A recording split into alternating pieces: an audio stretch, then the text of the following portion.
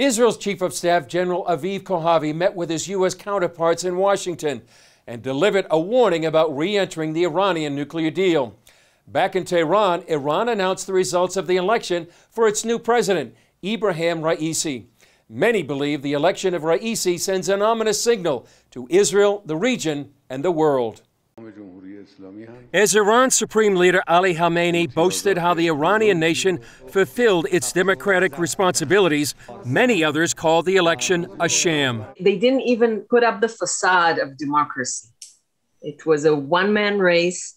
Anyone who could have threatened his victory was screened by the Guardian Council about a month ago, so they wouldn't get in the way. As a prosecutor and member of the infamous death committees in the 1980s, the incoming president, Ebrahim Raisi, earned the nickname the Hangman of Tehran. The executioner is now in the head of the executive branch. He sentenced thousands of people to death. There are the death sentences of the mass murders of 1988 that were buried in common graves without even marking. In 2019, the U.S. government placed sanctions on Raisi, and Amnesty International has called for him to be charged with crimes against humanity. Official results indicate less than 50% of Iranians voted, an historic low turnout. Some claim it was even less, as dozens of videos online show no one at many polls. In an election where they know a murderer will win, why hold it? These Iranian mothers joined an online appeal to boycott the election.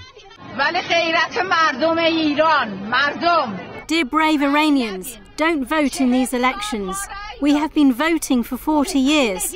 This is the result. They killed our children. In Jerusalem, new Israeli Prime Minister Naftali Bennett says the election results will hopefully open the eyes of the world to see Iran for what it truly is. Raisi's selection is, I would say, the last chance for the world powers to wake up before returning to the nuclear agreement and to understand who they're doing business with. These guys are murderers, mass murderers. A regime of brutal hangmen must never be allowed to have weapons of mass destruction that will enable it to not to kill thousands but millions. During his first press conference as president-elect, Raisi said he will not meet with Joe Biden, and he insists Iran's ballistic missile program and its support of regional militias like Hezbollah are non-negotiable. Gary Lane discussed Iran's new president with Benham Ben Taleblu, a senior fellow at the Foundation for the Defense of Democracies. Renegotiation of the landmark 2015 nuclear deal, the Joint Comprehensive Plan of Action, continues in Vienna. Those involved in those talks with Iran, China, Russia, France, Germany, and Britain say they're nearing a deal. So Iran is now at 60%, a 60% level of uranium enrichment, and it won't be long before they have enough for a nuclear bomb. So how likely is it that this agreement will prevent that from happening, Ben? Well, if the Biden administration, along with the international partners that you mentioned here, actually spends all this time resurrecting this fatally flawed and fast expiring nuclear-only deal, then there is no guarantee at all, because this deal never really prevented Iran from getting a nuclear weapon anyway. It simply was a timeout for some of Iran's most sensitive nuclear programs. And of course, now knowing what we know with the Israeli Atomic Archive, it didn't even pause the entire Iranian program, because there is more undeclared sites, more undeclared facilities, more undeclared material than was previously known in 2015 or 2016.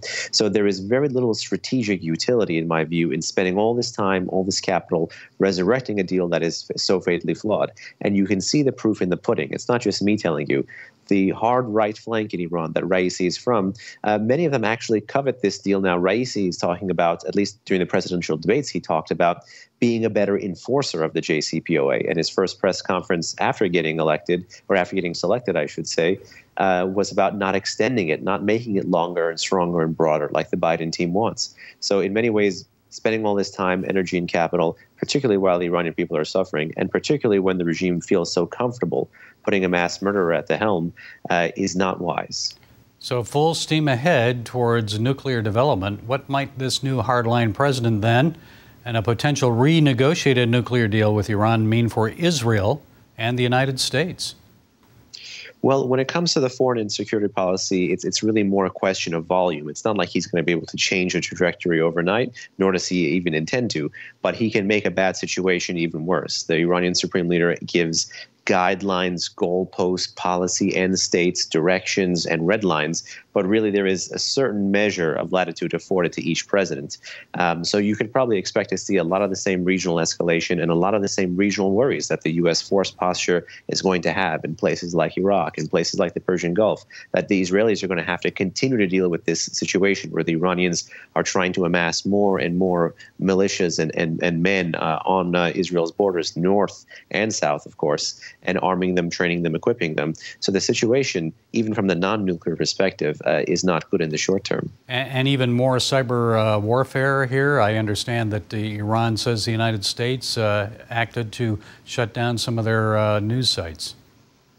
Well, this may be some good news in the world of deplatforming for those of us who are watching the more digital space.